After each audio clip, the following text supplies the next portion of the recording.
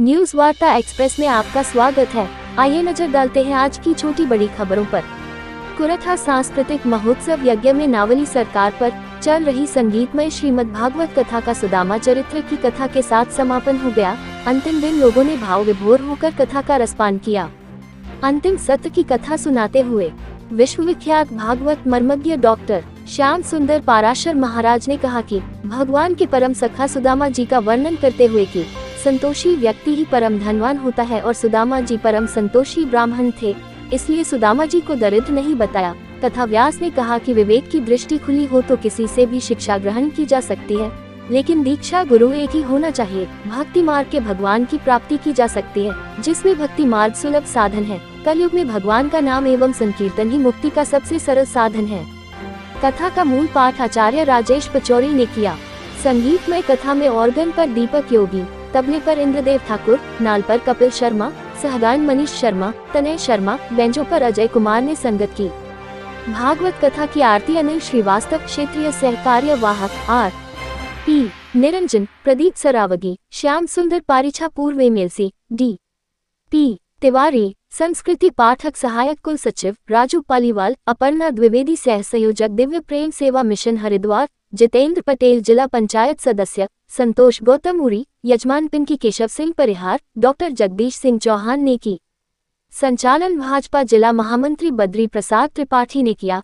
इस अवसर पर सैकड़ों धर्म प्रेमी उपस्थित रहे। अंत में आभार कार्यक्रम के संयोजक डा. जगदीश सिंह चौहान ने व्यक्त किया। न्यूज वार्ता एक्सप्रेस के लिए गुरसराय से चीफ एडिटर सुखदेव व्यास के साथ सरजू शरण पाठक की खास रिपोर्ट।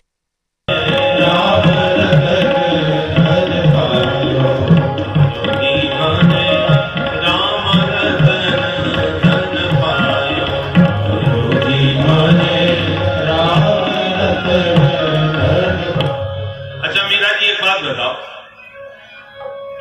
कब से कमा रही हो ये धन आप? कितने साल हो गए कमाई करते? मीरा जी कहती हैं 2-4 साल की बात नहीं कर रही, जन्म जन्म की बात है। आज से नहीं, जन्मों से कमा रही है। जन्म जन्म की पूंजी पाई, जन्म की पूंजी पाई, जन्म जन्म की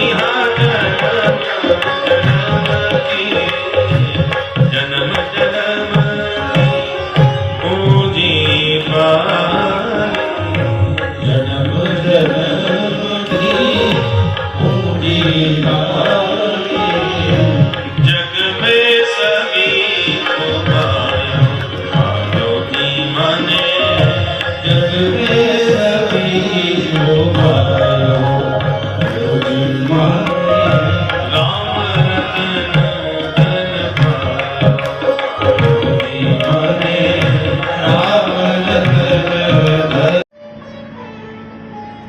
आपने तो सिर्फ एक विवाह का प्रसंग सुनाया, तब सुखदेव जी कहते हैं राजन और भी विवाह हुए, ध्यान से सुनो। एक सत्राजित नाम के राजा ने भगवान के ऊपर श्यमंतक मणि की चोरी का मिथ्या आरोप लगाया। भगवान मणि के भोज में निकले और जामवंत की गुफा में प्रविष्ट होकर के जामवंत जी से 27 दिन तक बंदी युद्ध किए। 28वें दिन पटक के इतनी पिटाई करी कि जामवंत जी की नस नस ढीली हो। हाथ जोड़ के बोले, प्रभु पहचान गया, आप ही मेरे राम जी। श्री रामावतार में लंका पर विजय पाकर के जब भगवान अवधेश बने तो सब वानर भालुओं को बुला के कहा, आप लोगों की सहायता से मैंने लंका को जीता और आज अवध के पद पर अभिषिक्त हो रहा हूं, मांगो क्या चाहते हैं। जिसने जो मांगा सो दिया। पर जामवंत जी से पूछा, आप क्या चाहते हैं? जामवंत जी बोले, महाराज मन की बात कहूं? बोले हाँ बिल्कुल मन की बात कहो। बोले सरकार, भले ही हम लोग लंका को जीत ली पर मेरा मन अभी भरा नहीं है। मुझे मेरी टक्कर का कोई सूझा ही नहीं जिससे मैं युद्ध करके संतुष्ट हो जाऊं। हाँ कोई वीर मिला। सब सुन के आश्चर्य में पड़े। भगवान बोले, लंका में इतने बड़े बड़े महाभट और तुम्हें तो अपनी टक्कर का कोई समझ में नहीं आया। रावण, कुंभकर्ण, मेघनाथ जैसे महादिग्गज योद्धा भगवान जामवंत जी बोले हमें कोई समझ नहीं। हाँ, केवल एक लगा अपने ढंग का, अपनी टक्कर का, वो था केवल लंकेश्वर रावण। बाकी तो सब ऐसे।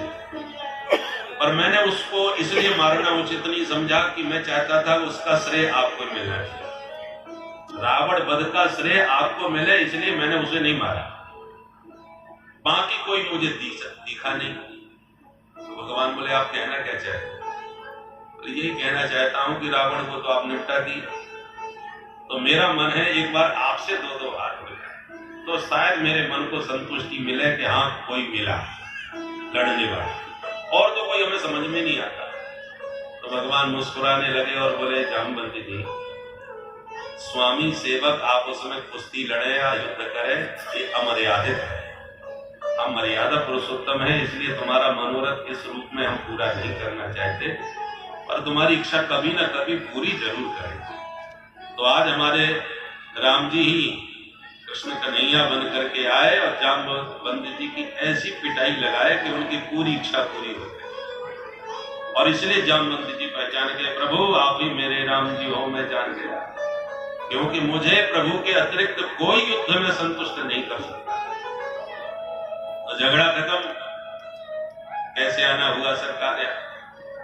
तो भगवान ने पूरी कहानी सुनाई। ये मणि तुम्हारे पास है और इसकी चोरी हमें लगाई जा रही है, इसी मणि का पीछा करते करते आप तक पहुंचे। अब इस मणि को वापस करो ताकि हम अपना कलंक मिटाएं। जामवंत जी बोले सरकार, मणि तो मैंने शेर को मार के उसके मुंह से निकाल लिया और बेटी को भेंट कर चुका। पुत्री को दिया हुआ धन पिता नहीं लेता, अब मैं ये मणि आपको कैसे दूं? भगवान बोले कैसे भी दो, मणि तो लेके ही जाएंगे यहाँ से। अच्छा ऐसी बात है तो प्रभु एक समाधान है क्या? बोले आप बिटिया से विवाह कर लो, दहेज में मणि ले लो। भगवान बोले जैसी आपकी मर्जी। फिर क्या था, जंगल में मंगल हुआ, धूमधाम से जाम्बवती का विवाह द्वारकाधीश से किया और मणि को दे करके प्रभु को विदा किया। भगवान लौट करके आए,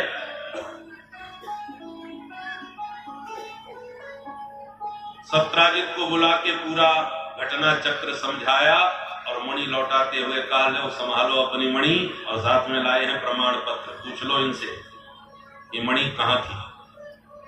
सत्य सबके सन्मुख उजागर हुआ। सत्राजित सुन के बहुत शर्मिंदा हुआ, परंतु पूरा